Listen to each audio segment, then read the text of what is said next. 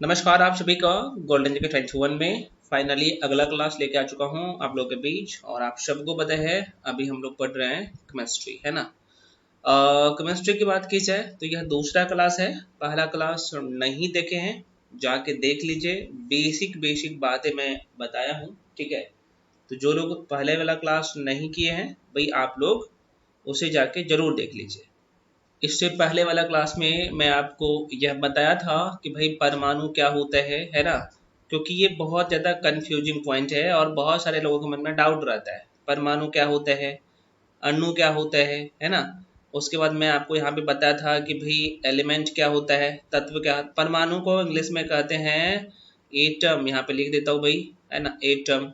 अणु को इंग्लिश में कहते हैं मॉलिक्यूल, मॉलिक्यूल होता है मॉलिक्यूल। और तत्व को कहते हैं भाई, आप सबको पता है, तत्व को कहते हैं एलिमेंट, एलिमेंट। इसके बारे में आपको बेसिक बेसिक बातें बताया हूँ। लोगों के मन में ये देखिए, केमिस्ट्री बहुत आसान सेक्शन है ना, क्योंकि आपको इसमें विद्वान नहीं बनना है। कहने का मतलब ये, अगर आप जनरल कंपटीशन के लिए तैयारी कर रहे हैं तो भाई आपके लिए केमिस्ट्री में नंबर उठाना, फुल में फुल नंबर उठा सकते हैं। थोड़ा सा फोकस कर लेंगे और इसका जो कंसेप्ट है उस पर आप ध्यान देंगे तो, है ना। अभी मैं बताऊंगा सारी चीजें, तो पहले यहाँ पे समझ लीजिए मैं आपको इससे पहले वाला क्लास में क्या क्या बताया हूँ। उसके बाद तत्व के बाद, उसके बाद भाई क्या आएगा, तो आप कहेंगे सर उसके बाद आएगा यौगिक, है ना। यौगिक क्या होता है ना, उसके बारे में आपको बेसिक बातें बताया हूँ, है ना। यौगिक जिसे आप इंग्लिश में कहते हैं कंपाउंड। और उसके बाद यहाँ पे मिश्रण क्या होता है, मिश्रण क्या होता है। अब यहाँ पे कुछ लोग यौगिक और मिश्रण को एक ही चीज समझ लेते हैं। केमिस्ट्री में भाई साहब दोनों चीजें अलग अलग है, दोनों का काम अलग है और यहाँ से प्रश्न पूछे जाते हैं, ठीक है ना। तो मिश्रण को जो है इंग्लिश में कहते हैं मिक्सचर, है ना, आपको पता होगा।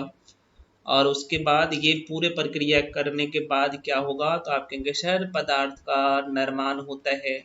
इसके बारे में मैं आपको बहुत अच्छे से बता दिया हूँ पहले वाला क्लास में, हालांकि यहाँ पे मैं थोड़ा सा रिवीजन करवा दूंगा एक एक करके, ठीक है ना। यहाँ पे थोड़ा सा जो पहले वाला क्लास में हम लोग क्या क्या किए हैं, और आपको मैं एक बार थोड़ा सा रिवीजन करवा देता हूँ ताकि आपको यहाँ पे भी समझ में आ जाए, ठीक है ना। मैं इसे एक बार इरेज कर लेता हूँ, उसके बाद मैं आपको आगे बताता हूँ। अच्छा एक चीज़ और, कौन कौन से सेक्शन अभी हम लोग कंप्लीट कर लिए हैं भाई। जो लोग नए जुड़े हैं आप लोग देख लीजिएगा जरा सा। मैं आपको एंशिएंट हिस्ट्री पूरा कंप्लीट करवा दिया हूँ। एंशिएंट हिस्ट्री है ना, प्राचीन भारत का इतिहास लिख देता हूँ, देख लीजिएगा। ये पूरा कवर हो गया है आप लोग का। तो प्राचीन भारत जो है भाई साहब मैं कवर करवा दिया हूँ, है ना। उसके बाद आप देखिएगा तो मध्यकालीन भारत कवर करवा दिया हूँ, पूरा कंप्लीट हो गया है। जीव विज्ञान में कंप्लीट करवा दिया हूँ, ये पूरा ये कवर है ना।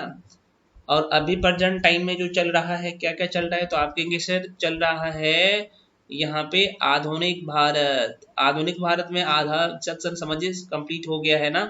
उसके बाद पोल साइंस चल रहा है, पोल साइंस का 2 ही क्लास हुआ है अभी, आपको पता होगा, है ना। और उसके बाद केमिस्ट्री चल रहा है।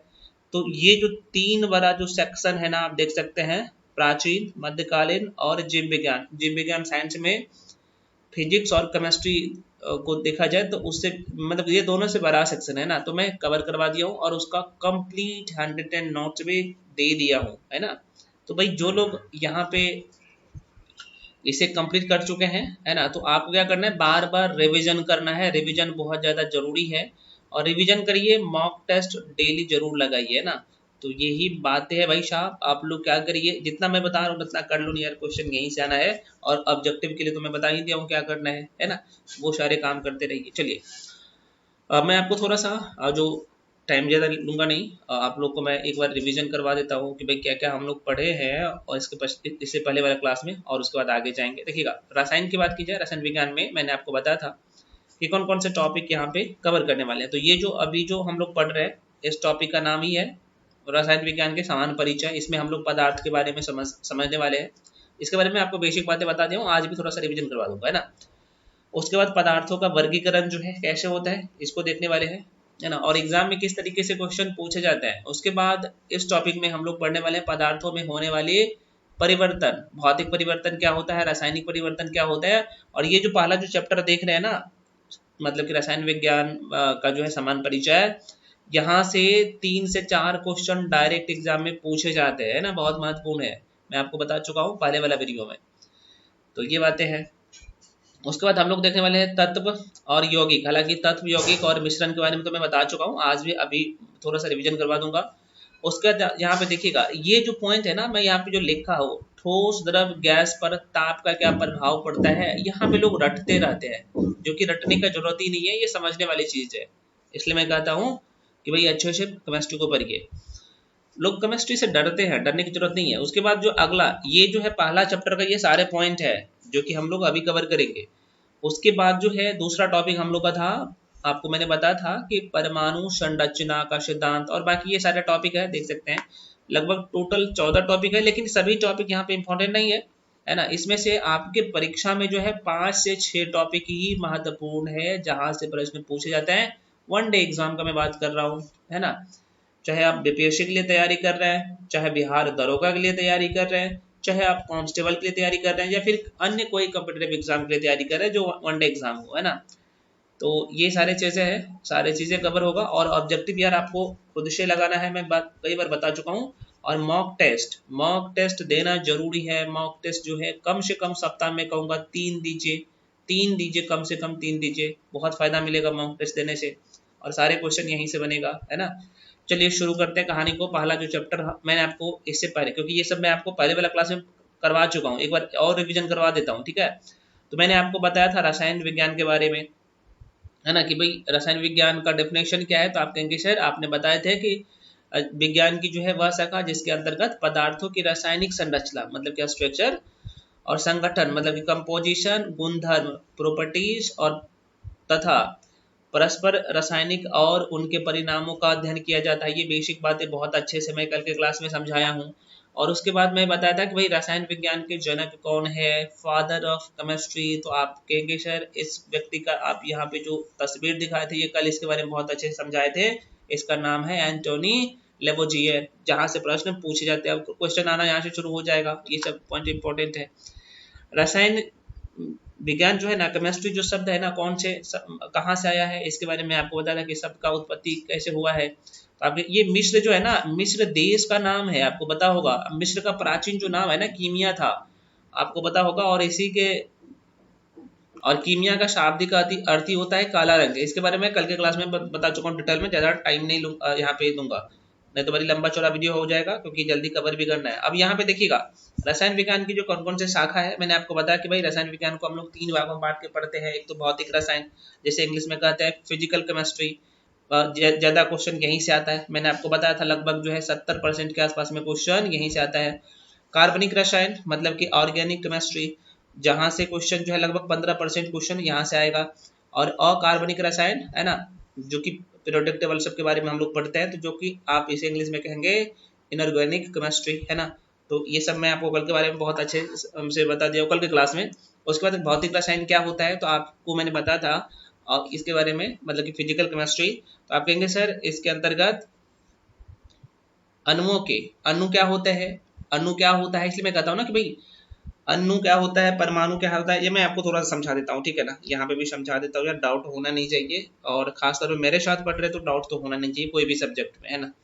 अभी मैं समझा देता हूँ ताकि आपको अच्छे से समझ में आ जाए। देखिएगा मैंने आपको बताया था, क्या बताया था, एक सादा पेज लेता हूँ, चलो यहीं पे समझाता हूँ, ठीक है ना।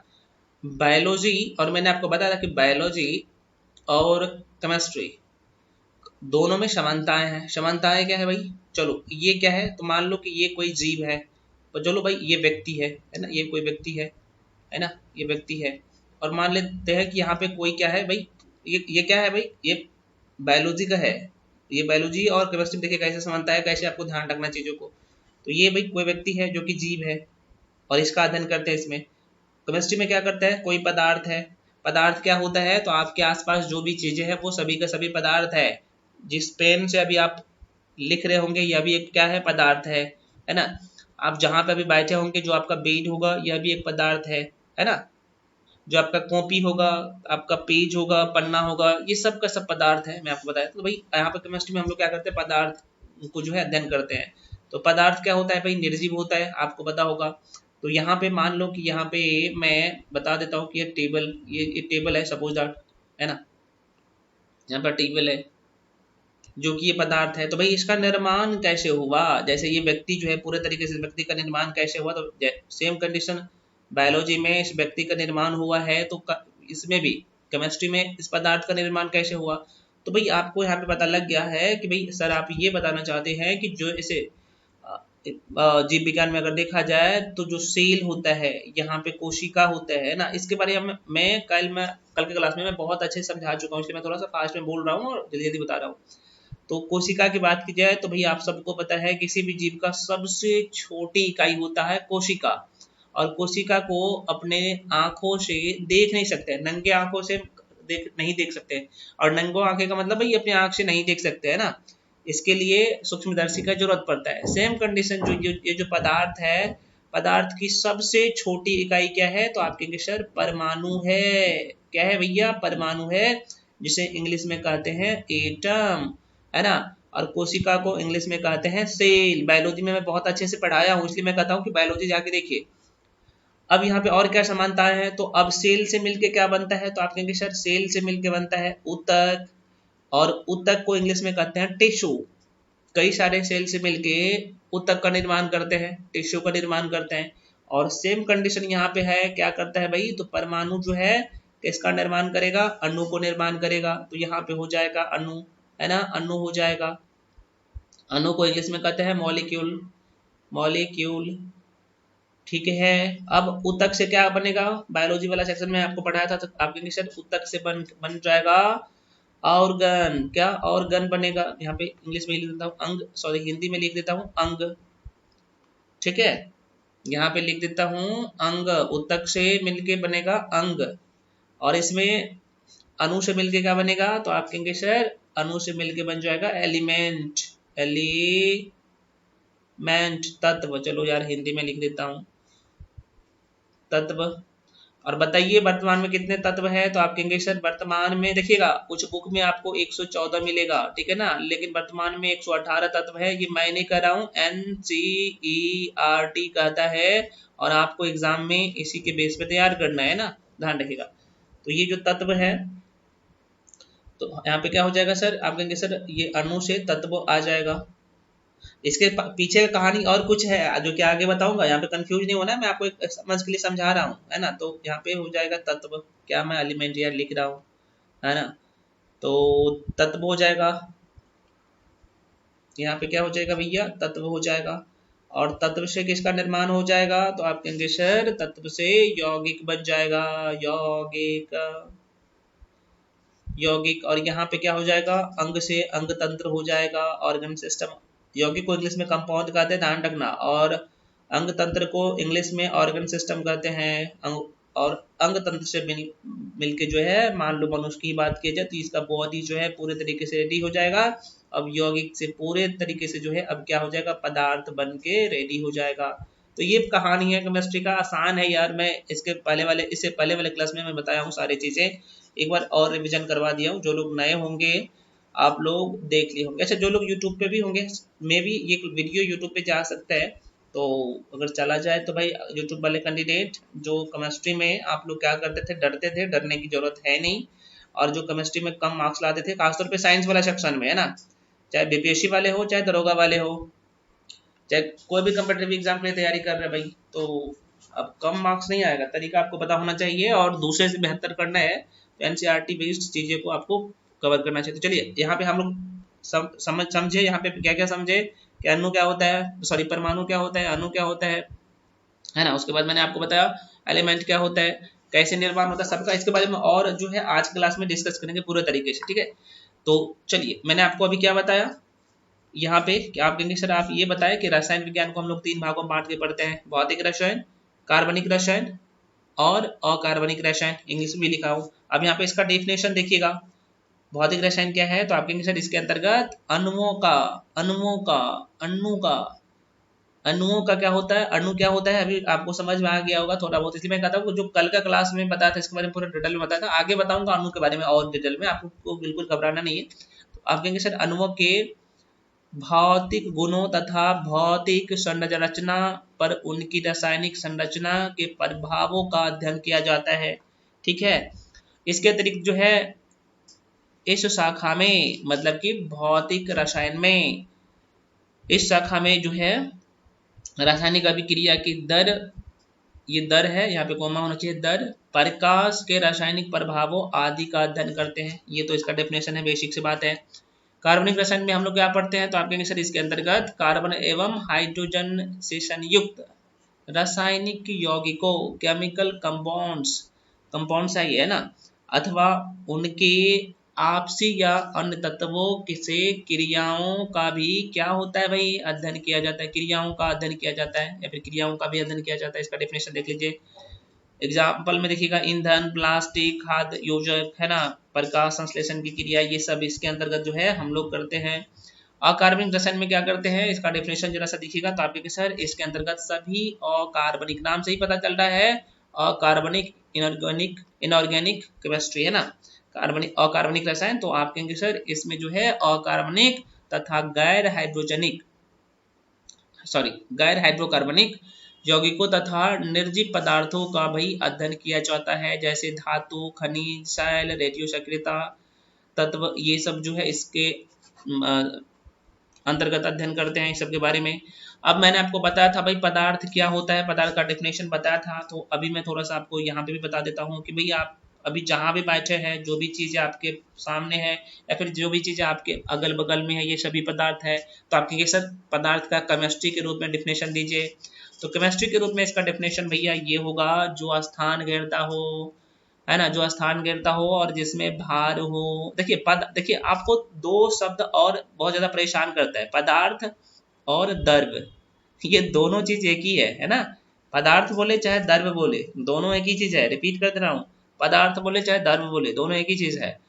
इसका डेफिनेशन क्या है, आप कहेंगे सिंपल शब्दों में सर आप बता ना दीजिए, आप ये कह दीजिए कि भाई मतलब कि ये जो स्थान घेरता हो और जिसमें भार हो, यह पदार्थ या द्रव्य कहलाएगा, ठीक है। हालांकि यहाँ पे मेंशन भी कर दिया हूँ, जैसे आप देख सकते हैं ये जो कमरा आपको चकाचक दिख रहा होगा, इसमें कई सारी चीजें हैं, पदार्थ है, तो ये सब का सब पदार्थ है। जैसे ये जो पत्थर आपको दिख रहा होगा यह भी पदार्थ है, ये जो मिट्टी आपको दिख रहा होगा यह भी पदार्थ है, ये जो पानी दिख रहा होगा यह भी क्या है, पदार्थ है, हवा क्या है, पदार्थ है, ठीक है, ये सब का सब पदार्थ है। अब आगे मैं बताऊंगा और डिटेल में बताऊंगा इसके बारे में, और ये पढ़ना जरूरी है ताकि आगे आपको सब कुछ आसान शब्दों में समझ में आ जाए। देखिएगा हमारे आसपास दैनिक जीवन में उपयोग में आने वाली अनेक वस्तुएं जैसे पत्थर, जल, कागज, शक्कर, टेबल, हवा, मिट्टी, पानी आदि को देखते हैं, ये सभी वस्तुएं किसी न किसी पदार्थ से निर्मित होती है, सभी वस्तुएं, है ना।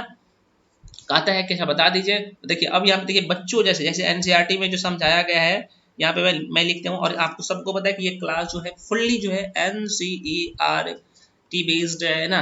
मैं आपको ये नहीं कहता कि मैं अपने दिमाग से लिखा हूँ, कुछ लोग या लोगों को शर्म नहीं आता है बोलते हुए, ये कहता है कि मैं अपने हाथों से बनाया हूँ, मैं लिखा हूँ, ये दावा करा। इनको ये बताने में क्यों क्या प्रॉब्लम है कि भाई जो भी फैक्ट लिया हूँ एनसीईआरटी से लिया हूँ, ये बताने में इसको क्या क्या प्रॉब्लम है, मुझे समझ में नहीं आता है। मैं देखा हूँ बड़े बड़े यूट्यूबर जिनके जो है, खैर इसमें मैं नहीं बोलूंगा यार, आप सबकी अपनी सोच है, उन्होंने जाने दो।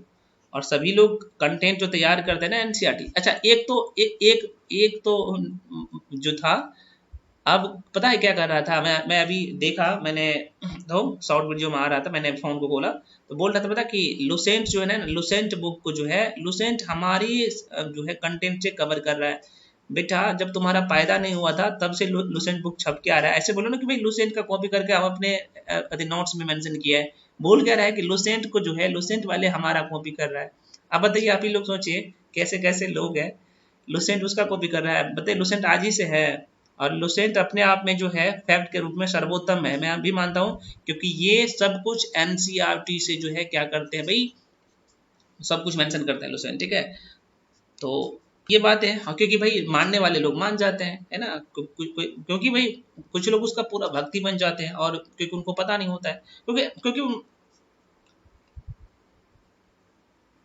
तो एनसीईआरटी नहीं पढ़ा रहा था तो उनको पता नहीं होता ना कि भाई कहाँ कहाँ पे क्या चीज दिया है, तो जाहिर सी बात है वो मान लेते हैं, कोई बात नहीं, खैर हम उस पर चर्चा नहीं करेंगे। चलिए यहाँ पे देखिए वस्तुएं है, यहाँ पे भार मतलब कि वजन, और यहाँ पे जो स्थान घेरती है वही चीज मैं लिखा हूँ। तो जैसे देखिए पत्थर क्या है, तो आप कहेंगे सर पत्थर भी एक पदार्थ है, ये क्या मैं पदार्थ लिखा हूँ क्योंकि यह जो है इसके पास भार है मतलब कि वजन है और यह स्थान घेरता है। जल भी क्या है, तो इनके पास भार है और यह स्थान घेरता है, ठीक है ना। कपूर क्या है, तो आप कहेंगे सर इसके पास भी भार है और यह स्थान घेरता है। तो आप देख सकते हैं। अच्छा एक चीज और मैं बता दूं, देखिए जिसे आप छू सकते हैं, है ना, जिसे आप छू सकते हैं वो सभी वस्तुएं क्या है, पदार्थ है, ध्यान रखिएगा।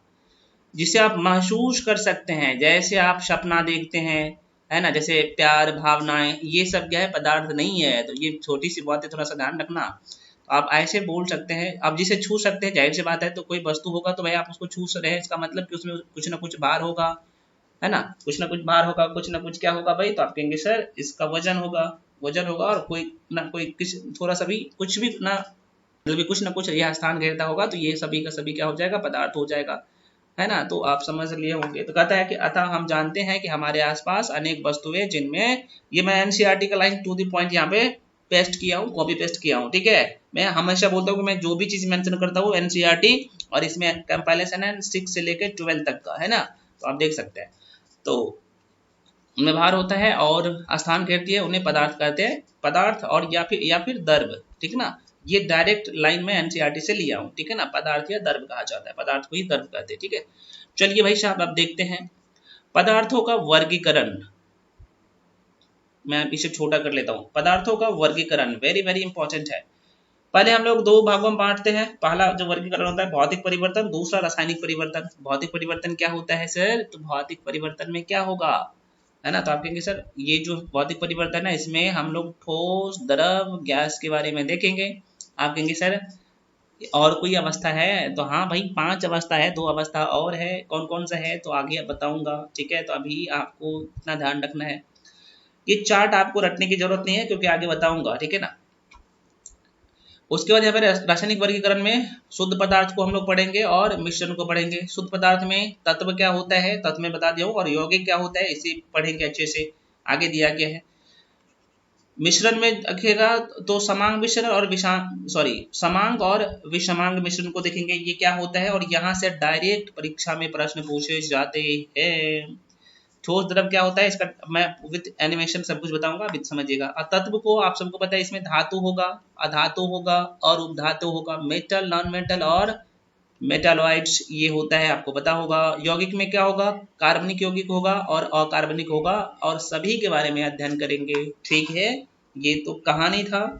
अब यहाँ से देखिएगा भौतिक अवस्था के आधार पर जो है, मैं क्या बोल रहा हूँ, भौतिक अवस्था के आधार पर पदार्थों को मुख्यतः 3 वर्गों में विभाजित किया गया है, सॉलिड, ठोस, द्रव, गैस, है ना। सॉलिड, लिक्विड और गैस, सॉलिड, लिक्विड और गैस, यहाँ पे देख सकते हैं।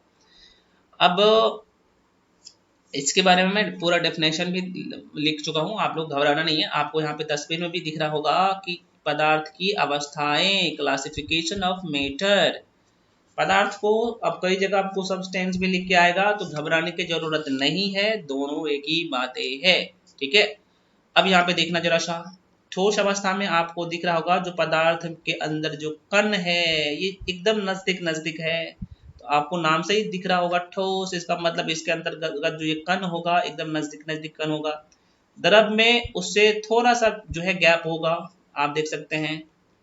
और गैस में देखा जाए तो गैप ज्यादा आपको दिख रहा होगा, तो आप कहेंगे सर अच्छा ठोस, द्रव और गैस में ये अंतर है, ठोस में कण जो है नजदीक होगा, इसलिए तो भाई वस्तु ठोस दिखाई देता है। द्रव में क्या होगा, जैसे द्रव में क्या हो गया, पानी हो गया, ऑयल हो गया, लिक्विड हो गया, ये सब क्या है, तो आप कहेंगे सर द्रव है। और इसमें जो है इसके कंपेयर में, ठोस के कंपेयर में इसका जो अणु होगा ये दूर दूर होगा, ठीक है। और इसमें क्या होगा, गैस में उससे भी ज्यादा दूर होगा, दूर दूर में इसका जो है कण होगा। तो आई होप कि आपको पता चल गया होगा, यहाँ पे तस्वीर में भी दिख रहा होगा ये सॉलिड है मतलब कि ठोस है, उल्टा मैं यहाँ पे तस्वीर को लगाया हूँ। ये लिक्विड है, द्रव है, और यहाँ पे आपको दिख रहा होगा गैस, यहाँ पे देख सकते हैं भाई साहब, यहाँ पे देख सकते हैं ये जो इसका कण आपको दिख रहा होगा, जरा सा देखिए, देखिए और देखना पड़ेगा, है ना। और मेरा काम है दिखाना, मैं क्या दिखा रहा हूँ, जो कि आपको दिख रहा होगा, तस्वीर दिखा रहा हो, ठीक है ना। ये सॉलिड है, गैस है, इसके जो कण है कितना नजदीक नजदीक है, इसलिए तो वही से हम लोग कहते हैं ठोस। इन बच्चों जैसे सारी चीजें समझो, है ना, क्योंकि साइंस का सेक्शन जो है ना, रटने की चीज सब कुछ नहीं है। हाँ, केमिस्ट्री में लगभग 80% सेक्शन कंसेप्ट बेस्ड है, लेकिन 20% चीजें आपको रटना पड़ेगा। लिक्विड जो है, देख सकते हैं भाई, यहाँ पे सबका डेंसिटी मैं बता रहा हूँ। अब देखते, ठोस के कंपेयर में इसमें दूर दूर में क्या है, कण है, और गैस में तो इससे भी ज्यादा क्या है, तो आप कहेंगे सर दूर दूर में कण है। अब इसका चार्ट जो है ना, मैं अगले क्लास में बताऊंगा, क्योंकि क्वेश्चन कैसे पूछे जाते हैं वो सारी चीजें अभी मैं आपको समझा रहा हूँ, ठीक है। अब यहाँ पे देखिएगा, ठोस की बात की जाए, इसका डेफिनेशन थोड़ा सा समझ लीजिए, तो आप कहेंगे सर इसका आयतन तथा आकार दोनों निश्चित होता है।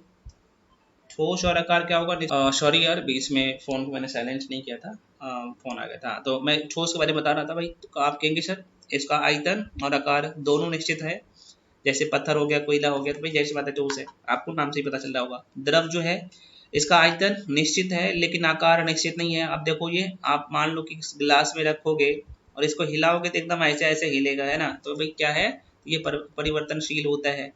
अर्थात जिस पात्र है, ये पात्र मतलब कि ये कोई बर्तन है जिसमें यहाँ पे लिक्विड रखा है, मान लो कि पानी रखा हुआ है ना, तो रखी जाती है, तो उस पात्र का स्थान ग्रहण कर लेती है, जैसे हो गया पानी, दूध, तेल आदि सब क्या है, तो भाई लिक्विड है।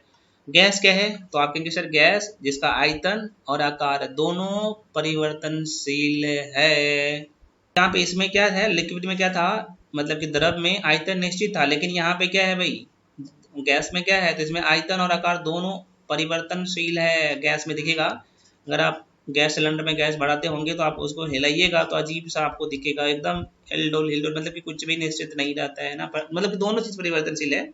जैसे कोल गैस हो गया, मार्स गैस हो गया, CH4 हो गया।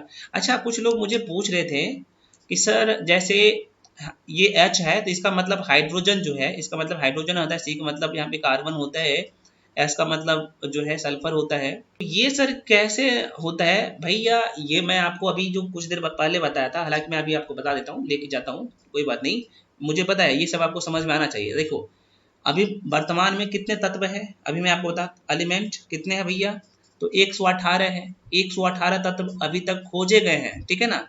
तो ये जो 118 तत्व है ना, सबका नामकरण कर दिया गया है, ये बोल दिया गया है, अभी मैं बताऊंगा, उस चार्ट पे लेके जाऊंगा, ठीक है। तो भाई मान लो कि इसे बोल दिया गया, जो हाइड्रोजन है ना, हाइड्रोजन, हाइड्रोजन, सपोज दैट यहाँ पे मान लो तो कि ऑक्सीजन मैं लिखता हूँ और हाइड्रोजन लिखता हूँ ना, ये H लिखता हूँ, एक बार सही से मैं लिखता हूँ, समझा देता हूँ, लोगों के मन में डाउट रहता है यार, होता है, अगर साइंस बैकग्राउंड से नहीं है आप, तो आपके मन में क्वेश्चन आता है कि ये कैसे होता है।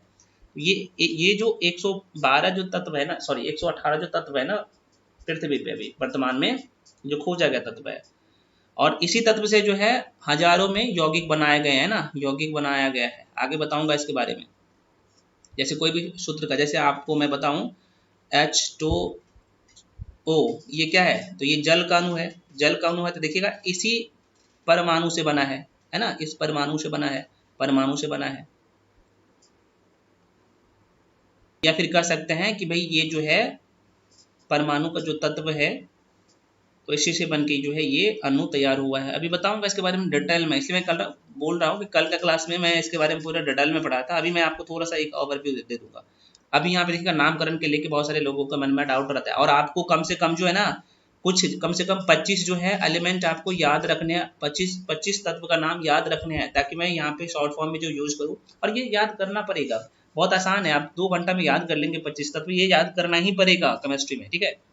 अब यहाँ पे देखिएगा, मान लो कि यहाँ पे मैं लिखता हूँ हाइड्रोजन, यहाँ पे हाइड्रोजन मैं लिखता हूँ भैया, देखना ये हाइड्रोजन, तो ये तो तत्व का नाम है, ये नाम है, इसका नामकरण कर दिया गया है, मैं फिर से बोल दे रहा हूँ, ये मानव के द्वारा नामकरण कर दिया गया है, नामकरण कर दिया गया है। और इसका जो हाइड्रोजन का जो सिंबल जो आप देखते हैं ना, इसका सिंबल है ना, या फिर कह सकते हैं हिंदी में प्रतीक चिन्ह, प्रतीक चिन्ह, तो हाइड्रोजन का सिंबल क्या होता है, तो आपके सर कैपिटल में H होता है, कैपिटल H होता है, तो कैपिटल H हम लोग देखते हैं केमिस्ट्री में जहां पे भी, तो हम लोग समझ जाते हैं कि भैया ये है हाइड्रोजन। सेम कंडीशन, मान लो कि यहाँ पे ऑक्सीजन में लिखता हूँ, ऑक्सी जन लिखता हूँ। ये छोटी छोटी बातें लोग नहीं बताएगा, मैं बता रहा हूँ।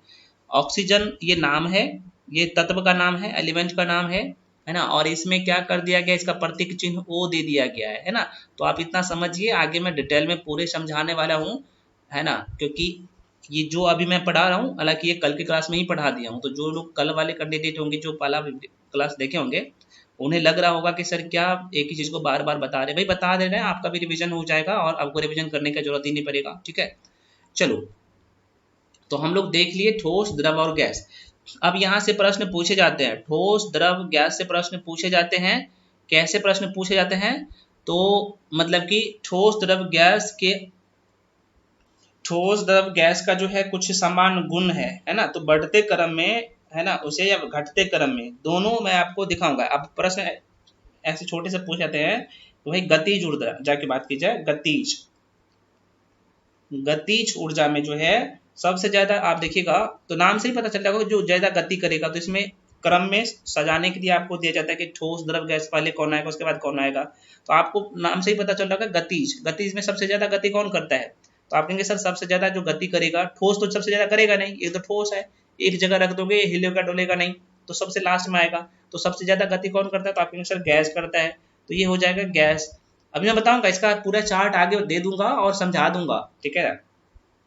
उसके बाद द्रव के बाद दूसरे नंबर पे कौन ज्यादा गति करेगा, तो आप कहेंगे सर द्रव करता है। और उसके बाद लास्ट में सबसे कम जो यहाँ पे गति करेगा, तो यह जो है कौन करेगा, तो आप कहेंगे सर ठोस करेगा, तो ठोस को यहाँ पे रखेंगे। लेकिन ये अब नहीं पूछा जाता है ना। अब जो है आप सबको पता है कि प्लाज्मा, प्लाज्मा सबसे ज्यादा गति करता है ना, प्लाज्मा। तो अब यहाँ पे ये नहीं रहेगा, प्लाज्मा भी रहता है ना। तो भाई प्लाज्मा शुरू में हो जाएगा, पहले नंबर पे प्लाज्मा, दूसरे नंबर पे गैस, तीसरे नंबर पे द्रव, और चौथे नंबर पे सबसे लास्ट में आएगा ठोस। मतलब कि प्लाज्मा, गैस, द्रव और ठोस लास्ट में आएगा। मैं इसके बारे में उसका चार्ट ही दे दूंगा, ठीक है ना। जैसे घनत्व सबसे ज्यादा किसका होता है ना, बढ़ते क्रम में, है ना। जैसे प्रत्यास्थता सबसे ज्यादा किसमें होगा, इलास्टिसिटी। तो इसके बारे में आपको बताऊंगा लास्ट में, है ना। इसका चार्ट ही दे दूंगा और वहां पे बता दूंगा। तो अब ये मत सोचिएगा कि सर आप ये सब तो बताए नहीं, बताऊंगा यार सब कुछ, मेरे नजर में सब कुछ है और मुझे पता है कि आपको क्या पढ़ना है और क्या छोड़ना है ना। चलिए आगे बढ़ते हैं भाई। चलिए अब देखिएगा, तो कहता है कि द्रव, ठोस, द्रव, गैस के अलावा जो है पदार्थ की दो और अवस्थाएं होती है। प्लाज्मा अवस्था, प्लाज्मा अवस्था आपको यहाँ पर दिख रहा होगा तस्वीर में। और ये सबसे ज्यादा गर्म अवस्था है, सबसे गर्म अवस्था है, सबसे गर्म अवस्था है। मैं बोल रहा हूँ सबसे गर्म अवस्था है। ये जो तीनों अवस्था बताऊं ना, ठोस, द्रव, गैस, ये सबसे गर्म अवस्था है। और यहाँ से यहाँ पे ये चौथा अवस्था है प्लाज्मा। पांचवा अवस्था देखिए, ये पांचवा अवस्था जो है ना पूरे तरीके से अभी खोजा, मतलब कि इस पे अभी काम ही चल रहा है, पूरे तरीके से खोजा नहीं गया है, अभी उस पे काम चल रहा है। आप इस कह सकते कि ये अंडर कंस्ट्रक्शन है ना। तो भाई ध्यान रखिएगा पांचवा अवस्था कौन सा है। तो अगर पूछ लेते हैं कि भाई पदार्थ की पांचवा अवस्था कौन सी है, तो आप कह सकते हैं यहाँ पे बॉस आइंस्टीन कंडेंसेट। चौथा अवस्था से प्रश्न पूछे जा सकता है। ये प्लाज्मा अवस्था जो है आपको यहाँ पे दिख रहा होगा, जो कि सबसे गर्म है।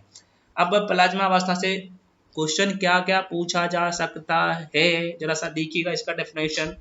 कहता है प्लाज्मा का कोई निश्चित आकार नहीं है, मतलब कि किसी कोई निश्चित आकार या निश्चित आयतन नहीं है, नहीं निश्चित आकार है और नहीं निश्चित आयतन है। प्लाज्मा की पहचान किसने किया था, यह क्वेश्चन पूछे जाते हैं। और कब किया था, तो भाई सर विलियम क्रस्ट है व्यक्ति का नाम। इसके द्वारा 1879 ईस्वी में किया गया था। लेकिन प्लाज्मा नाम अगर पूछा जाए ना कि प्लाज्मा पदार्थ का, मैं बोल रहा हूँ पदार्थ का चूंकि अवस्था तो है टोटल 5 बता दिया हूँ, ठोस, द्रव, गैस, प्लाज्मा, और कौन सा। प्लाज्मा के बाद आप कहेंगे सर बॉस आइंस्टीन कंडेंसेट, है ना। लेकिन ये पांचवा अवस्था पूछे नहीं जाते हैं, मुख्यतः जो है तीन ही अवस्था, या अगर क्वेश्चन पूछे तो प्लाज्मा अवस्था से क्वेश्चन पूछे जा सकते हैं। ध्यान रखिएगा पदार्थ क्या होता है मैं बता दिया हूँ, अब बार बार की मत सोचिएगा। पदार्थ बोलूंगा तो मतलब जो डिफिनेशन बता दिया हूँ, तो इसका मतलब समझ जाना कि भाई पदार्थ, अच्छा जो पदार्थ बताए हैं जो हमारे आसपास की चीजें हैं वो पदार्थ है। पदार्थ को अलग अलग भागों में बांटा गया है, ठोस, द्रव, गैस, प्लाज्मा, है ना। ये जो प्लाज्मा अवस्था मैं बता रहा हूँ ना, इसके बारे में भी बता रहा हूँ डेफिनेशन। तो इसका जो है खोज जो है सॉरी, इसका जो पहचान की बात की जाए तो मैं बता दिया हूँ, व्यक्ति का नाम भी है ना, और इसका नाम दिया था इरविंग है, इसका नाम इरविंग लेगम्यूडर ने दिया था, नामकरण इसका किया था। और यह पदार्थ की चौथी अवस्था है प्लाज्मा। तो अगर डायरेक्ट क्वेश्चन पूछा जाए, मजाक किया जा सकता है आपको एग्जामिनर के द्वारा, है ना। तो अगर पूछ रहे कि भाई प्लाज्मा पदार्थ की कौन सी अवस्था है, तो आप कहेंगे चौथी। और वही अगर बॉस आइंस्टीन कंडेंसेट अगर पूछ रहे कि पदार्थ की कौन सी अवस्था है, जो कि आपको बताया कि अभी ये जो है इस पे काम चल ही रहा है ना, तो आपके लिए पांचवी अवस्था है। तो ये बेसिक बातें ध्यान रखना। अब यहाँ पे एक चीज और मैं फ्रेंड्स लिखता हूँ, इसकी जो ताप है ना, पूछे जा सकता है कि मैं क्या बोल रहा हूँ, प्लाज्मा अवस्था सबसे ज्यादा गर्म अवस्था है ना, ध्यान रखना। और प्लाज्मा अवस्था का तापमान 20,000, सही दिख रहा है, 20,000 डिग्री सेल्सियस, 20,000 है ये, 20 नहीं समझिएगा, 20,000 है, 20,000 डिग्री सेल्सियस इसका ताप होता है। और आप सबको पता है, अगर क्वेश्चन पूछा जाए कि बताओ सूर्य और तारों की ऊष्मा कहाँ से मिलता है, सूर्य और तारों को जो है ऊष्मा जो मिल रहा है, ऊष्मा बोलिए चाहे ऊर्जा बोलिए, है ना, ऊर्जा बोलिए, यह कहाँ से मिलता है, तो यह प्लाज्मा अवस्था से मिलता है। वेरी वेरी इंपॉर्टेंट पॉइंट है, ध्यान रखना, जो कि पदार्थ की चौथी अवस्था है। आई होप कि आपको ये सारी चीजें समझ में आया होगा। पांचवा अवस्था यहाँ पे देख सकते हैं, मैं यहाँ पे लिख भी दिया हूँ, बॉस आइंस्टीन कंडेंसेट, जो कि पांचवी अवस्था है, और इस पे काम चल रहा है, आपको यहाँ पे तस्वीर में दिख रहा होगा, ठीक है।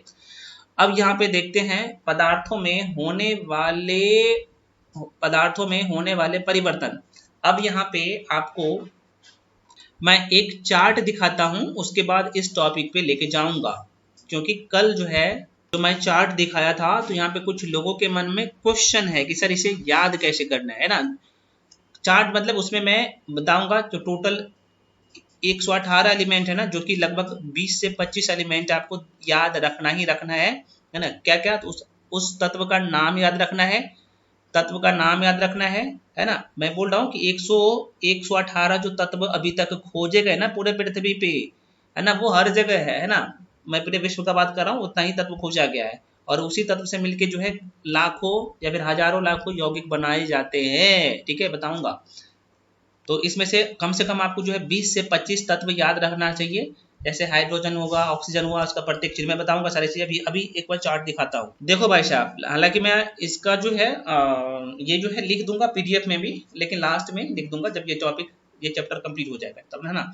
देखिएगा, आपको इसे याद कर लेना है, याद कर लेना है, इसका कोई ट्रिक नहीं है, और कोई मतलब कि यहाँ पे कंसेप्ट नहीं है इसे याद, क्योंकि नाम है। अब किसी व्यक्ति का नाम रटने के लिए आपको भाई जाहिर सी बात है कोई कंसेप्ट की जरूरत पड़ता है नहीं ना, ये नाम है और याद करना ही पड़ेगा। देखो कितना है, 1 2 3 4 5 6 7 8 9 10 है शायद, है ना, 10 इधर है और 10 इधर है, 20 है, और ये 20 आपके दिमाग में चिपका हुआ होना चाहिए। अब देखिएगा, ये तत्व का नाम है, मैं बताया हूं ना, यहाँ पे देखिएगा कितने अच्छे से एनसीईआरटी में लिखा हुआ है। वर्तमान में कितने हैं, अब तक 118 तत्व है, इनमें से इसी तत्व से जो है यहाँ पे यौगिक का निर्माण होता है। ऐसे यौगिक क्या होता है जरा सा देख लेना भैया, एक बार मैं बता ही देता हूँ, ताकि मान लो आप सबको पता है, ये हाइड्रोजन को हम लोग क्या लिखते हैं भाई, H लिखते हैं।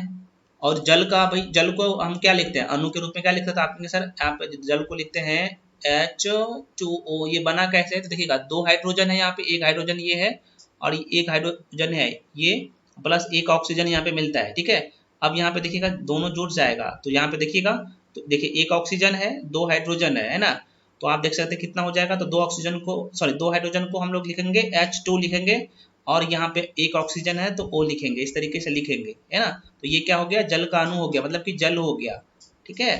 ये क्या है, अणु है, और इसी से जो है किसका निर्माण हो जाता है, यौगिक का निर्माण होता है, समझ में आ रहा है ना।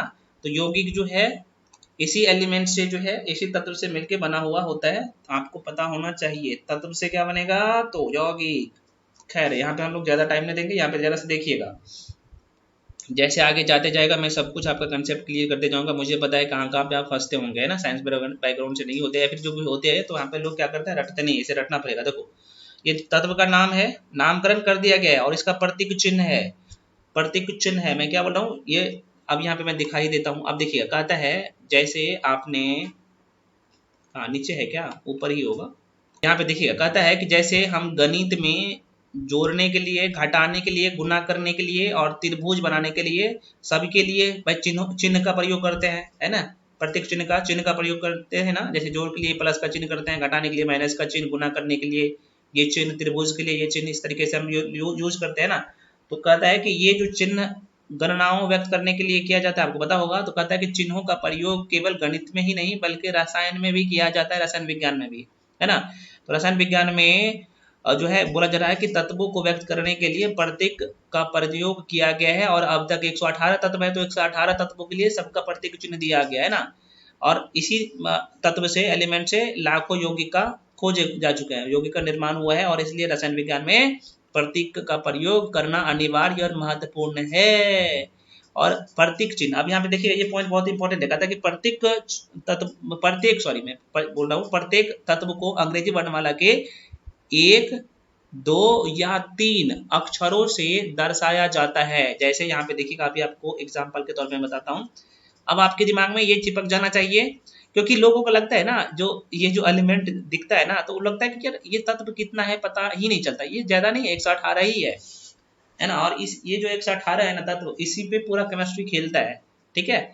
तो जिसमें आपको सब याद नहीं रखना है, मैं बोल रहा हूँ, आप ये कम से कम 20 याद रख लीजिए। अभी आपको ये ध्यान रखना है, उसके बाद यहाँ पे परमाणु भार और परमाणु क्रमांक मैं आपको कैसे याद रखना है वो भी आगे बताऊंगा। अभी आपको पहले तत्व याद करना है, ये कम से कम 20 याद करना है, रटना है, जैसे भी हो वैसे आप याद कर लीजिएगा। ये तत्व का नाम है और इसका प्रतीक चिन्ह है, यहाँ पे भी तत्व का नाम है और इसका प्रतीक चिन्ह है। जैसे हाइड्रोजन का जो प्रतीक चिन्ह है यह जो है कैपिटल H है, कार्बन का प्रतीक चिन्ह कैपिटल C है, फ्लोरीन का जो है जो प्रतीक चिन्ह है ये F है। तो जैसे ही आप F देखिएगा तो आपके दिमाग में क्लिक होना चाहिए कि ये फ्लोरीन है।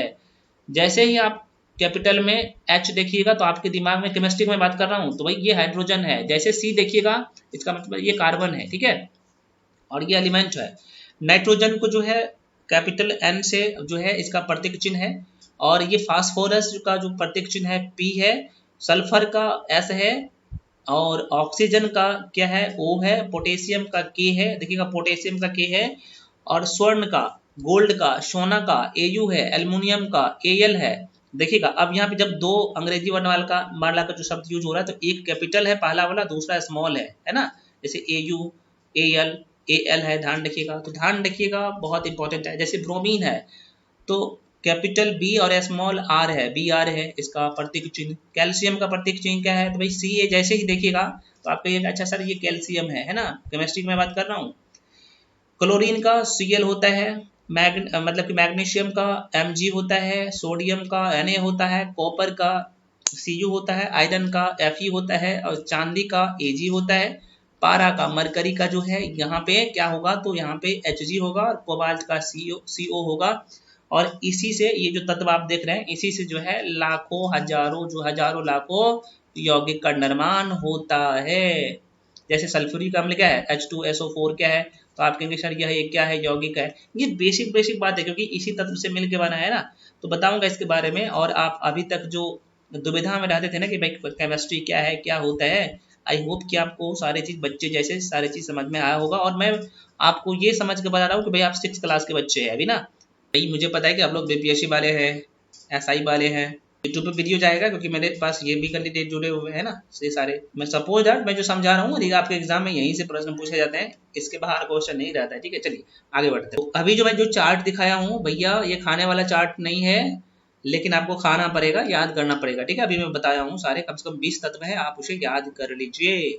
अब यहाँ पे देखिएगा, पदार्थ जो में 2 प्रकार के परिवर्तन होता है, एक भौतिक परिवर्तन और एक रासायनिक परिवर्तन। तो चूंकि मैं कल के क्लास में, अगर लगता है सर यहाँ तक पढ़ा दिया था ना, नहीं, ये इससे थोड़ा सा पीछे तक था, है ना, मतलब कि मैं आपको जो बताया था इसके पीछे तक ही बताया था, ठीक है ना। तो अभी आप देखिएगा, सबसे पहले भौतिक परिवर्तन, और यहाँ से एक क्वेश्चन तो पक्का पूछे जाते हैं बिहार के एग्जाम में, और यहाँ से क्वेश्चन ना आए तो भाई बात ही नहीं बनता है ना। तो ये जो पॉइंट आप देख रहे हैं ना भाई, पदार्थों में होने वाले परिवर्तन, अब यहाँ पे देखते हैं। और ये इसका PDF, आज जो PDF मिला होगा आप लोगों का, रिपीट कर रहा हूँ, ये जो क्लास 2 का जो PDF मिला होगा, आपको दिख रहा होगा, जहाँ पे देख सकते हैं मैं सब कुछ मेंशन कर दिया हूँ, बहुत अच्छे तरीके से देख सकते हैं, है ना। यहाँ पे दोनों का अंतर भी बता दिया हूँ भैया।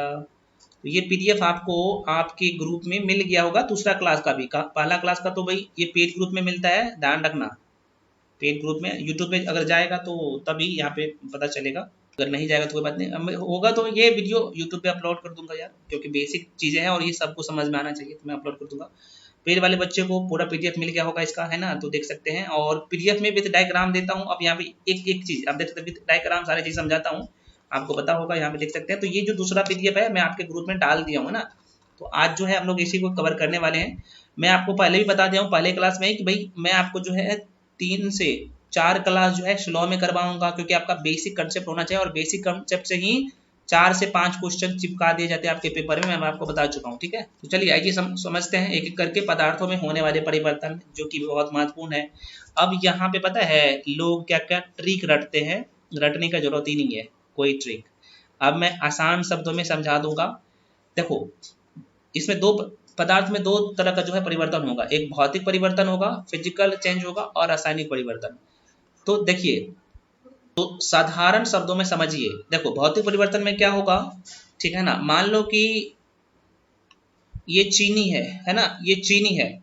चीनी हम क्या किए, पानी में डाले, और इस चीनी को जिस पानी में हम डाले उस पानी से फिर से हम लोग निकाल लिए, मतलब कि जो पहले था हम प्राप्त कर लिए, वो हो जाएगा भौतिक परिवर्तन।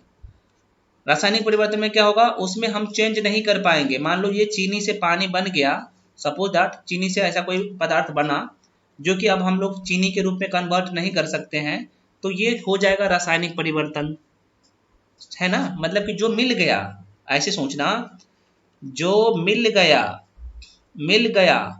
वो हो जाएगा भौतिक परिवर्तन। भौतिक परिवर्तन, जो नहीं मिला, 2 ही कंसेप्ट आप ध्यान रखना, जो नहीं मिला ये हो जाएगा रासायनिक परिवर्तन। समझ में आ गया, जो मिल गया भौतिक परिवर्तन, जो नहीं मिला रासायनिक परिवर्तन। क्या नहीं मिला, तो मैंने आपको एक चीनी का एग्जाम्पल के तौर पे बताया हूं। अब यहाँ पे 1-2 एग्जाम्पल देख लीजिएगा। सपोज दैट चीनी का मैं क्या किया हूँ, यहाँ पे चीनी का घोल बनाया हूँ। अब मैं क्या करूंगा, वाष्प के द्वारा यहाँ से पानी निकाल दूंगा, तो चीनी जो है जैसे के तैसे, क्योंकि अब यहाँ पे चीनी तो घोल में मिल गया था, लेकिन इसे वाष्पित करूंगा तो यहाँ पे फिर से हमें चीनी मिल जाएगा। मतलब ये हो जाएगा रासायनिक परिवर्तन, सॉरी यार, ये हो जाएगा भौतिक परिवर्तन, माफी चाहता हूँ, ये हो जाएगा भौतिक परिवर्तन, ठीक है। अगर सपोज दैट हम लोग क्या किए, खाना ये है, खाना क्या किए भाई, खाए हैं। अब इस खाना को तो हम दोबारा क्या कर सकते हैं, नहीं वापस ला सकते हैं ना, तो यही हो जाएगा रासायनिक परिवर्तन, केमिकल चेंजेस, रासायनिक परिवर्तन हो जाता है। मान लो लकड़ी का जलना, लकड़ी को, ये क्वेश्चन आपके, ये एग्जाम्पल है, पूछे जाते, मैं बता दिया भी हूँ आपके जो ये हैंड नोट्स है उसमें मैं दिया भी हूँ, ठीक है। ये जो लकड़ी आप देख रहे हैं, लकड़ी क्या है, तो लकड़ी आप कहेंगे सर ये जो लकड़ी है ना, क्योंकि लकड़ी अगर जल जाएगा तो दोबारा फिर से लकड़ी प्राप्त नहीं होगा, मतलब ये रासायनिक परिवर्तन है, और यही तो क्वेश्चन पूछे जाते हैं आपकी परीक्षा में, ठीक है। चलिए मैं आपको एग्जाम्पल भी लिया हूँ, क्योंकि ज़्यादा टाइम नहीं लूँगा, नहीं तो फिर मेरे और जो इस टॉपिक को 10 दिन या 1 सप्ताह लगाते हैं तो उसमें फ़र्क क्या पड़ जाएगा, है ना। चलिए, क्योंकि मैं जो आपका समझ है मैं बता देता हूँ, और जो भी डाउट रहता है यार पूछ लेना, मैं बता देता हूँ पेड वाले बच्चे। यहाँ पे 2 प्रकार का जो है परिवर्तन होगा, भौतिक परिवर्तन, रासायनिक परिवर्तन। भौतिक परिवर्तन को इंग्लिश में फिजिकल चेंज कहेंगे, और रासायनिक परिवर्तन को जो है केमिकल चेंज कहेंगे। अब यहाँ पे देखिएगा, भौतिक परिवर्तन में यहाँ पे मैं कुछ एग्जाम्पल भी लिया हूँ। कहता है यह क्या होता है, अस्थायी परिवर्तन होता है। अस्थायी परिवर्तन मतलब कि जो था वही मिल गया, जो था वही मिल गया, मतलब कि अस्थायी है, अस्थायी, अस्थायी नहीं बोल, मैं नहीं बोल रहा हूँ, अस्थायी बोल रहा हूँ, ठीक है। और इस परिवर्तन में कोई भी पदार्थ परिवर्तन होने के बाद पुनः वापसी पूर्व अवस्था में आ जाता है। आप जो चीज मैं बताऊं वही चीज यहाँ पे लिख भी दिया हूँ, ठीक है।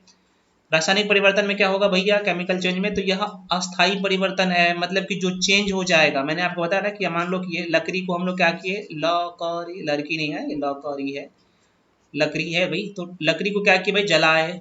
जलाने के बाद क्योंकि भाई ये तो अब राख बन गया, तो राख से हम लकड़ी दोबारा तो नहीं ला सकते हैं ना, नहीं ला सकते हैं, तो यही हो जाएगा क्या, आपके सर यह हो जाएगा रासायनिक परिवर्तन, ठीक है। तो कहता है कि यह अस्थायी परिवर्तन है, दोबारा इसमें चेंज नहीं कर सकते हैं, और इस परिवर्तन में कोई भी पदार्थ परिवर्तित नहीं होता है, या फिर परिवर्तित होने के बाद पुनः वापसी वापस पुनः, मतलब कि अपनी पूर्व अवस्था में, किताबी लैंग्वेज में लिखा हूँ, अपनी जो पूर्ण अवस्था में नहीं आता है, और एनसीईआरटी का लाइन डायरेक्ट लिखा हूँ, ध्यान रखिएगा। चलिए अब यहाँ पे देखते हैं, हालांकि ये अंतर नहीं होना चाहिए, मैं लिख दिया चूंकि अंतर, कहता है कि भौतिक परिवर्तन और रासायनिक परिवर्तन, ये दोनों में देखते हैं, दोनों में अंतर नहीं है, ये दोनों में, दोनों देखिएगा दोनों में क्या क्या चीजें आपको ध्यान रखना है। भौतिक परिवर्तन तो यहाँ पे मैं लिख दिया हूँ भौतिक परिवर्तन और रासायनिक। देखिए मैं वीडियो ये हो गया है 50 मिनट का, मैं इसे कर देता हूँ क्या, इसे कर देता हूँ एंड, और कल के क्लास में ये क्लास आपको करवा दूंगा, ठीक है, इसका वीडियो। और क्योंकि मैं आज जो ये जो देख रहे हैं ना भाई, ये बहुत सारे पॉइंट, क्योंकि अभी जो मैंने आपको बताया ये तत्व क्या होता है, यौगिक क्या होता है, मिश्रण क्या होता है, पदार्थ क्या होता है, कल इसके बारे में यहाँ पे पीडीएफ में लिख भी दिया हूँ, इसके बारे में समझा भी दूंगा।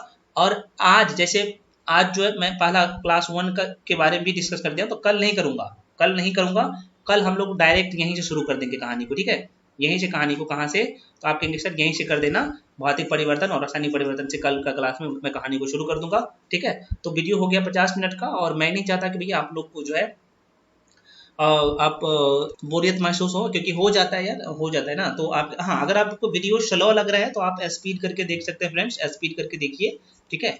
और जो चीज़ें आपको समझ में नहीं आती है, मैं बेझिझक बोलता हूँ, नहीं आती है पूछिए, समझाऊंगा, है ना। और ये आपको, आप सबको पता है कि ये सुविधा आपको नहीं मिलेगा कहीं नहीं। अगर आप चाहते हैं कि, अब यहाँ पे मेरे पास बीपीएससी वाला बैच में ऐसे ऐसे लोग हैं जो कि लाख रुपया दे के भी पढ़े हैं, और वो लोग खुद, मैं नहीं बोलता, वो खुद बोलते हैं कि सर मैं लाख रुपया दे के पढ़ा हूँ, जो कि आप 1500 रुपये में पढ़ा रहे हैं, जितना मुझे यहाँ से सारी चीज़ें समझ में आ रही है, ये कंटेंट मुझे यहाँ से पसंद हो रहा है, मैं यहाँ पे जो लाख रुपया दिया हूँ ना, कुछ लोग यहाँ पे पटना के बड़े बड़े संस्थान में जाके पढ़े हैं ना, 50-52 हज़ार दे के, नाम से आपको पता चल रहा होगा 50,000-52,000 किसका भी है बीपीएससी में, है ना, वो सब मेरे साथ आके जुड़े हैं, है ना। इवन जो लोग यहाँ पे मॉक टेस्ट देने जाते हैं और वहाँ पे क्लास भी किए, वो लोग भी जुड़े हैं। तो ये सारी चीज़ें हैं, बड़े बड़े जो ऑनलाइन संस्थान है वहाँ से जाके जुड़े हैं, आके पढ़ रहे हैं मेरे साथ, तो ये खुद बोलते हैं, मैं नहीं उसको बोलता हूँ। और बोलता है कि सर पता नहीं, मुझे तो पता ही नहीं था ये सारी चीज़ें, क्योंकि यार सब चीज़ें मैं प्रोवाइड करवाता हूँ, सारी सुविधा देता हूँ। और ये मैं 1500 रुपये भी ले रहा हूँ ना, क्योंकि यहाँ पे आप सबको पता है कि यहाँ पे काम करने वाले टीम भी होता है, सिर्फ मैं ही सारे काम नहीं करता हूँ वहाँ पे, क्योंकि वो लोग भी क्या करते हैं, क्योंकि मैं वीडियो ऑल सेक्शन सारे क्लासेस मैं खुद लेता हूँ, वो अलग बात है, लेकिन कंटेंट जो तैयार होता है ना, सबका जो है अलग अलग भूमिकाएं होती है, तो सबको मुझे भी पे करना होता है इसलिए। और बहुत कम फी रखा हूँ, आप सबको पता है 1500 रुपया बीपीएससी वाले कैंडिडेट के लिए अभी रखा हूँ। एनसीईआरटी का जो सीरीज है, ये एनसीईआरटी का नाम का है एनसीईआरटी सीरीज, लेकिन आपका पूरा जो है ना फाउंडेशन तैयार हो जाता है यहाँ से। प्री तो आपका नहीं रुकने वाला है, जितना मैं बोल रहा हूँ, प्री और मेंस का भी बहुत सारी चीज़ें आपका कवर हो जा रहा है ना। तो लोग फिर सिर्फ साइंस वाला सेक्शन को पढ़ाने में 1500 रुपये लेते हैं, 1200 रुपये लेते हैं, है ना, मैं देखता हूँ, और उसका कंटेंट भी आप जाके देखना। तो ये हालांकि मेरा कंटेंट तो यूट्यूब पे जाता ही, आपको पता होगा, बायोलॉजी जो पढ़ाए होते डायग्राम आपको पता ही होगा, हालांकि बायोलॉजी का वीडियो यूट्यूब पे नहीं दिया हूँ, अगर क्या पता अगर ये यूट्यूब पे चला जाए तभी तो भाई यूट्यूब वाले देख पाएंगे, नहीं जाएगा तो कोई बात ही नहीं, पेड वाले तो भाई आपको पता ही होगा। तो भाई इसके बारे में फ्रेंड्स हम लोग कल के क्लास में डिस्कस करेंगे, मैं रिपीट कर रहा हूँ बहुत अच्छे तरीके से और समझना है, क्योंकि मैं पहले बता दिया हूँ कि 3-4 क्लास में स्लो से लूंगा, और जैसे लोहे में जंग लगना ये सब कैसे है, भौतिक परिवर्तन वैसे रासायनिक परिवर्तन, ये सारी चीजें कल के क्लास में पूरा डिटेल में, और भी डायग्राम जैसे तत्व, यहाँ पे धातु व धातु क्या होता है देखेंगे यहाँ पे। अभी आपको यहाँ पे मैं ओ लिख दिया हूँ, ऑक्सीजन यहाँ पे ऐसा, मतलब कि ऐसा लिख दिया हूँ, एल लिख दिया, तो हो सकता है आपको समझ में ना आया हो, तो इसलिए मैं कहता हूँ कि आप जाके उसे रट लीजिए। मैं जो अभी जो चार्ट दिखाया हूँ ना, एलिमेंट का नाम है, ये सब का सब तत्व का नाम है, तो जाके रट लेना, अच्छे सारी चीज़ें समझ में आ जाएगा। बहुत अच्छे तरीके से विद डायग्राम में आपको सारी चीज़ें समझाता हूँ और समझाऊंगा भी, घबराने की जरूरत नहीं है। तो ये क्लासेज जो है कल हम लोग शुरू करेंगे, यहाँ इसके बारे में डिस्कस करेंगे, भौतिक परिवर्तन और रासायनिक परिवर्तन, ठीक है। तो फ्रेंड्स मिलते हैं अगले वीडियो में। अच्छा एक बात बता दूं, आप सबको पता होगा अभी जो है आपको मंडे टू फ्राइडे जो है क्लास चलता है अभी प्रेजेंट टाइम में, है ना। एक तो आपका पोल साइंस चल रहा है ना। उसके बाद आप सबको पता है कि भाई यहाँ पे ज्योग्राफी का क्लास चल रहा है, और उसके बाद जो है यहाँ पे मॉडर्न हिस्ट्री चल रहा है। तो देख सकते हैं भाई ये तीनों बड़ा बड़ा सेक्शन चल रहा है, ठीक है ना। और पॉलिटिकल साइंस से 12 से 15 क्वेश्चन आपके एग्जाम में रहता है, ज्योग्राफी से 15 से 20 क्वेश्चन, और मॉडर्न हिस्ट्री से आपको पता है कि 25 क्वेश्चन। तो ये जो आप सेक्शन देख रहे हैं लगभग 50 से 55 ये क्वेश्चन का टारगेट है, इसलिए अच्छा से फोकस करना इस पे, ठीक है ना, समझ रहे हैं मेरी भावनाओं को। और फिजिक्स का क्लास तो मैं आपको बोला हूँ कि सैटरडे संडे तो क्लास दूंगा ही दूंगा, साथ में 20 में भी यहाँ पे ये क्लास अपलोड कर दूंगा। इसका ज़्यादा क्लास नहीं लूँगा, हार्डली 15-16 क्लास में मैं कंप्लीट करवा दूंगा पूरा जो है फिजिक्स आप लोग का, तो घबराने की जरूरत नहीं है। 2-3 क्लास अभी मैं स्लो से ले रहा हूँ क्योंकि मुझे समझाना है सारी चीज़ें, और यही समझ आपको आगे काम देगा, और क्योंकि आपका फाउंडेशन तैयार हो रहा है यहीं से, ठीक है। तो फ्रेंड्स मिलते हैं अगले वीडियो में, तब तक के लिए जय हिंद। पीडीएफ मैं फिर से बोल रहा हूँ ग्रुप में डाल चुका हूँ, दे चुका हूँ, देख लीजिएगा। वीडियो को बार बार देख लीजिएगा, वीडियो स्लो लग रहा है तो उसे स्पीड करके देख लीजिएगा, ध्यान रखिएगा। चलिए तो मिलते हैं अगले वीडियो में, तब तक ले जय हिंद। दोबारा मैं बोल दिया हूँ, कोई बात नहीं, चलिए।